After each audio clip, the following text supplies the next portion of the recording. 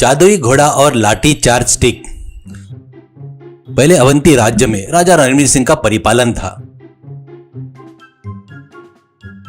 उसके घुड़शाला में रामनाथ नाम का आदमी देखभाल करता था। वो सभी घोड़ों को बड़े प्रेम से देखभाल करता था। उम्र ज्यादा होने के कारण उसे वहां काम छोड़ना पड़ा। उस घुड़शाला में एक अंधा घोड़ा भी था। उसके सेवानिवृत्ति के समय राजा ने उसे बुलाया। राजा, तुमने इतने सालों से हमारी सेवा की, हम कभी नहीं भूल सकते, पर आपकी बढ़ती उम्र के कारण आपको सेवानिवृत्ति करना होगा। ऐसा बोलकर उन्हें कुछ धन देकर तुम हमारे राज्य में जो कुछ भी चाहते हो वो लेकर जा सकते हो, ऐसा कहा। उस पर रामनाथ, महाराज आपने मुझे एक कीमती अवसर दिया है। मुझे गांव के आखिर में थोड़ा सा फसल जोतने के लिए गाय और घुड़शाला में जो अंधा घोड़ा है ना, उसे दे दीजिए बस, और कुछ नहीं चाहिए, ऐसा कहता है। उस पर राजा अनुमति देकर, अरे इतने अच्छे घोड़े छोड़कर उस अंधे घोड़े को क्यों मांग रहे हो, बताइए ऐसा क्यों, ऐसा कहा। रामनाथ, उस अंधे घोड़े की कीमत किसी को नहीं मालूम, उसे मेरी काफी आदत हो गई है, ऊपर से वो काफी महत्व वाला घोड़ा है, ये मुझे पता है, ऐसा रामनाथ ने कहा। रामनाथ अपनी बीवी के साथ गांव के आखिरी में रहने लगा। उसको बाल बच्चे नहीं थे, इसलिए वो दोनों उस अंधे घोड़े को ही बेटा मानकर पालने लगे। कुछ दिनों बाद रामनाथ की मृत्यु हो गई। उसी राज्य के गांव में एक किसान रहता था। उसको महादेव नाम का बेटा था। उस किसान को अपने बेटे पर बिल्कुल भी प्यार नहीं था। वो उसको नीच तरीके से देखता था। उसकी मेहनत से खेती करवाकर उसे परेशान करता था।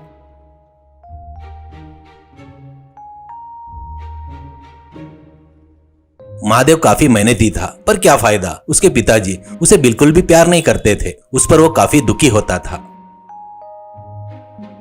उसी गांव में पार्वती नाम की एक गरीब लड़की रहती थी। पार्वती भी महादेव की तरह काफी मेहनती और बुद्धिमान थी। उन दोनों ने प्यार करके शादी करने का फैसला किया। उस पर पार्वती के माता पिता ने अनुमति दे दी। महादेव ने अपने पिता से शादी की बात की तो पिता, तुझे ही पालना मुश्किल हो रहा है, तेरे थोपड़े को बीवी भी चाहिए क्या, मुझसे 1 रुपया भी ना मांगते हुए जिस दिन कमाएगा ना उस दिन शादी करना, ऐसा कहा। मेरे पिताजी के पास मर मर के काम करने से तो अच्छा है कहीं और काम करके बीवी को पाल सकते हैं, ऐसा महादेव ने सोचा। एक दिन वो अपने पिता से कहे बिना दूसरे शहर के लिए निकल पड़ा।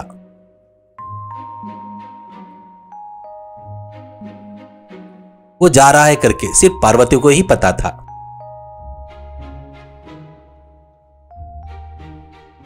जाते समय एक जंगल बीच में आया। उस जंगल में उसने एक बुढ़िया दिखी। उस बुढ़िया के सर पर एक लकड़ियों का गट्टा था।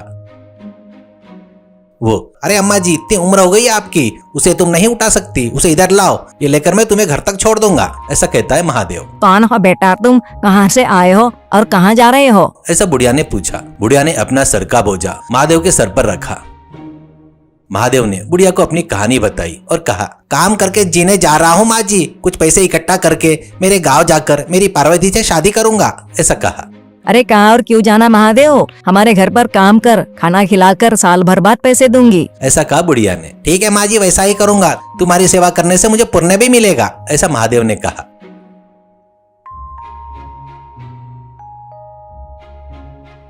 महादेव साल भर बुढ़िया के पास काम किया। गाय को खाना डालना, पानी रखना, दूध निकालना, सब्जियां उगाना, जंगल से लकड़ियां लाना, ऐसे काफी काम बिना थके ईमानदारी से किया।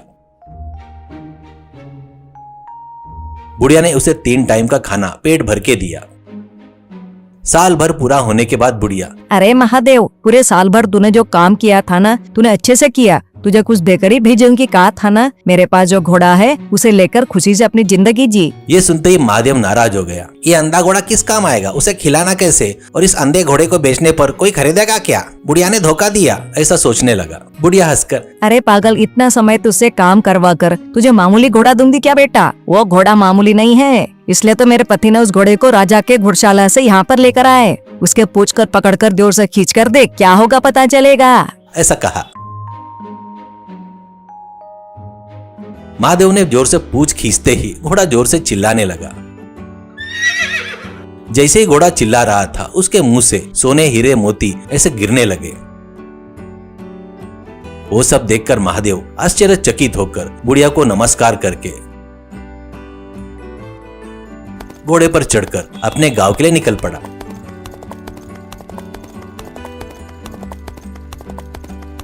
वो जाते जाते एक गांव पहुंचा। वहां तक शाम हो गई।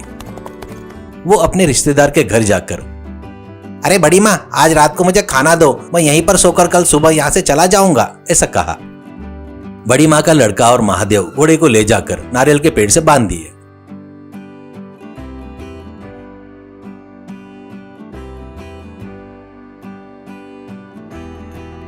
महादेव खाना खाकर जैसे ही सोने जा रहा था, तब बड़ी माँ, अरे बेटा, तू सुबह अंधेरे में निकल जाएगा तो तूने कहा था ना वो धन मुझे अभी दे दे, ऐसा कहा। अरे बड़ी माँ रुको, अभी धन लाता हूँ,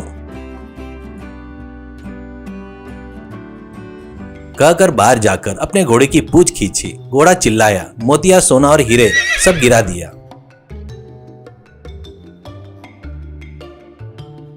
महादेव उसे घर में लाकर एक हीरा और एक मोती देकर, ये रख लो, ऐसा कहा। वहां जो भी हुआ था वो बड़ी माँ के लड़के ने सब देख लिया था। महादेव सोने के बाद वो जाकर नारियल के पेड़ से बंधा घोड़े को ले जाकर कहीं और बांधकर उसके जैसा ही और एक घोड़ा लाकर वहां पर बांध दिया। बाद में महादेव ने सोना, हीरे, मोती छुपाए थे उस गठरी को सारा धन भी चुरा लिया।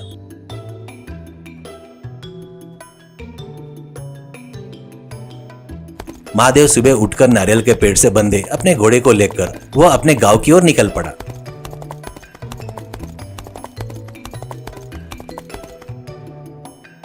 महादेव अपने पिता को सब कुछ बताकर, उसकी पूंछ खींचकर देखिए पिताजी, आपको पता चल जाएगा, ऐसा कहा। पिता ने अपने बेटे ने बोले वैसे ही किया। घोड़ा काफी चिल्लाया। पैसे, सोना, मोती ना निकलते हुए पीछे के दोनों पैरों से उसके पिता को जोर से मारा। ये बेकार घोड़ा है, किसी ने तुझे धोखा दिया है, मेरे सामने से चला जा, ऐसा महादेव को उसके पिता ने कहा। इतना बड़ा धोखा कैसे हुआ महादेव को पता नहीं चला। फिर से जिंदगी में काम करने के लिए वो निकल पड़ा। जाते जाते एक जंगल आ गया। उस जंगल से लगे गांव के किनारे एक बूढ़ा आदमी काम करता हुआ दिखाई दिया। अरे दादाजी, आप ऐसे काम नहीं कर पा रहे हो, लाओ मैं करके देता हूं, ऐसा कहा महादेव ने और हथौड़ा लेकर उस बड़े आदमी की सहायता की। वो बूढ़ा आदमी महादेव की पूरी बात सुनकर, अगर वो उसके पास साल भर काम किया तो उसे जो लगेगा देगा, ऐसा बोलकर महादेव से एक साल भर उसकी मदद करता रहा।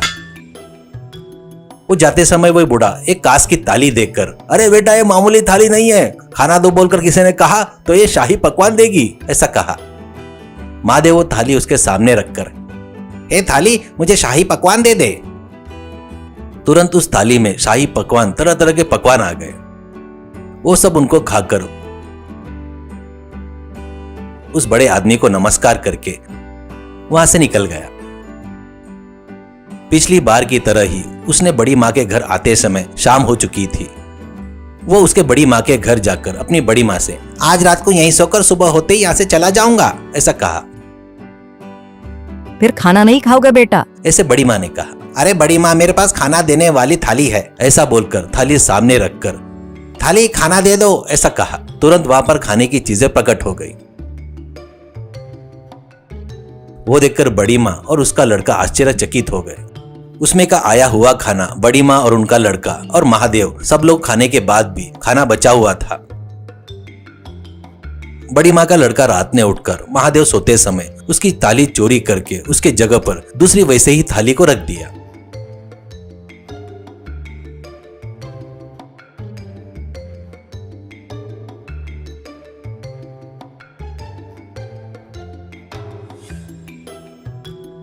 फिर महादेव ने वो थाली अपने पिता को दिखाकर थाली निकालकर, खाना ला कर दो थाली, ऐसा कहा। पर थाली में कुछ नहीं आया। वो कितने बार भी खाना लाओ बोलने पर भी कुछ भी नहीं हुआ। फिर से महादेव काम करने के लिए निकल पड़ा। जाते जाते एक तालाब आया। उसके किनारे के पास में एक पेड़ था। एक बूढ़ा आदमी उसे कुल्हाड़ी से काट रहा था। अरे बाबा जी, इस पेड़ को क्यों तोड़ रहे हो, ऐसे महादेव ने कहा। अरे बेटा, इस तालाब को पार करने के लिए कर रहा हूँ, ऐसा उस बूढ़े ने कहा। उस कुल्हाड़ी को इधर लाओ, बोलकर महादेव 10 मार में ही पेड़ सीधा पुल जैसा तालाब में गिरा दिया। वो बड़ा आदमी महादेव से कुल्हाड़ी लेकर, काफी अच्छा सहायता की बेटे, तेरे मेहनत का इनाम देता हूँ, बोलकर पेड़ की डंगालिया को मारकर हाथ लकड़ी जैसे बना कर दिया। महादेव ने उनका मन रखने के लिए वो लकड़ी लेकर आगे बढ़ते वक्त वो बूढ़ा आदमी, अरे देख बेटा, वो मामूली लकड़ी नहीं है, तू उसे जिसे मारने को कहेगा वो उसे मारेगी, ये तेरे को हर तरह से मदद करेगी। महादेव उनकी बातों पर आश्चर्यचकित होकर, इन झाड़ियों को मार लकड़ी, कहते ही तुरंत वो लकड़ी जाकर झाड़ियों को और पेड़ों को मारने लगी। फिर वो वापस उसके हाथ में आ गई। थोड़ी देर सोचने पर उसे पता चल गया बड़ी माँ के यहाँ ही घोड़ा और थाली की चोरी हुई करके। तुरंत वो उस गांव के लिए निकल पड़ा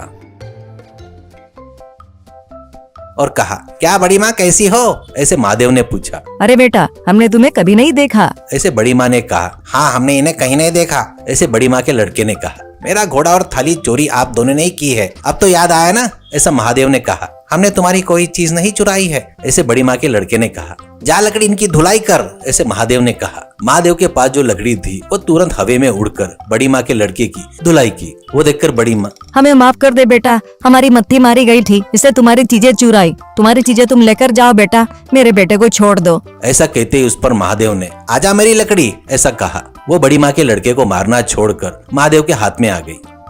उसके बाद महादेव अपने घोड़े पर सवार होकर थाली और लकड़ी लेकर अपने गांव पहुंचा। कुछ दिन बाद पार्वती से शादी करके कोई भी कमी ना करते हुए गरीबों की मदद करते हुए जिंदगी गुजार रहा था।